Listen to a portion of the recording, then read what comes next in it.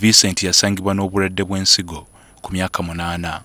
Kitaawe Vincent Katumwa agamba oluvannyuma lw'okukizuula nti mutabani we mulwadde yamutwala mu ddwaliro eryamuli okumpi wabula ng'eno teyayambibwa. Bano batuuze b'e Nakabiso mu disitulikiti ey'Empigi.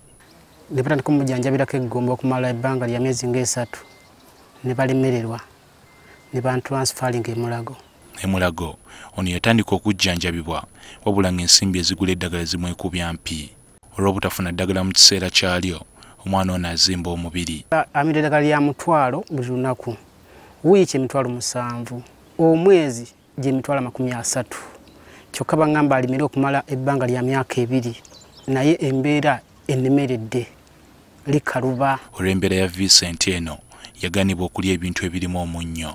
Omunnyo guno Vincent gwamujja ku kusoma olw'abazadde b'okutya newankubadde nga ye ng'omwana yeegomba obulamu bw'abaana ab'emyaka gye. Tojja kusamusomesa ku bunkenge nti omwana oyo talina kulya munnyo, tasobola mukuuma amasomero ga mu kyalo. Nandyagadde ogenda ku ssomero nsome naye ku lw'obulwadde sisobola kugenda.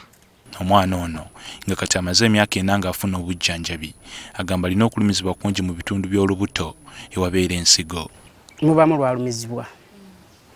Oluusi nga batalumiziddwa oba ng'omulaba gwe ng'omuzadde oba ng'omuntu yenna bw'omutunuulira omulaba nti embeera gy'alimu nki mbi, azimbye. Wabula ono embeera ye temuleetera kwekubagiza era bw'akira n'azannyamu ne banne. Ekitongole ekivunaanyizibwa ku by'obulamu mu nsi yonna World Health Program kyakizuula nti obulwadde bw'ensigo bwe bumu ku obwo obw'obulabe ennyo. Bwe kityo ne kitongoza olunaku lwa leero nga 14 omwezi ogwokusatu buli mwaka ng'olunaku lw'ekirwadde ky'ensigo mu nsi yonna. Kigambibwa nti Uganda erimu abantu abawerera ddala emitwalo 4 abeetaaga obujjanjabi bw'ensigo. Wabula okusinziira ku Dr. Charles Kabugo akulira eddwaliro ly'Ekiruddu nga lino ly'ekkulu erya gavumenti erijjanjaba ensigo balina ebyuma 20 byokka. Sitojja dialysis okuteeka ku kyuma ekikunuunamu omusaayi nga bwe kigwozaamu nga bwe kikomyawo. Ekyo kikola emirundi wakati w'emirundi 2 ne 3 buli wiiki.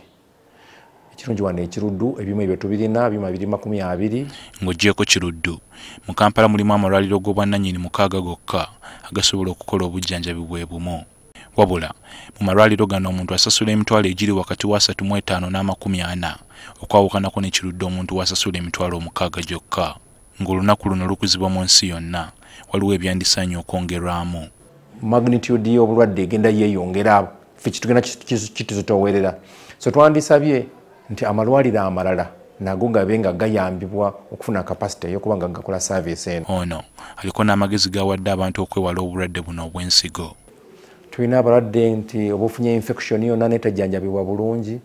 Tulina n'ekizibu ekirala kya self medication nti abantu baffe bakyagala nnyo okukola self medication agenda yeegulira eddagala. Mpa kino byonna n'atabika mu mubiri. Ennaku zino tulina abantu kye bejjumbira ennyo herbals. Eddagala egganda.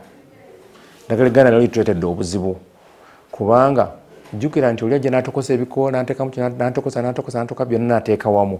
Ensigo ezoogerwako zikola kyamaanyi mu kusengejja ebicaafu byonna mu mubiri gw'omuntu. Singa obujjanjabi buba bugaanye ekisigalidde kiba kyakufuna muntu okuwa ensigo ye olwo n'owona okugenda ekaganga etagenda badda. John Cliff Wamala, NTV Akawungezi.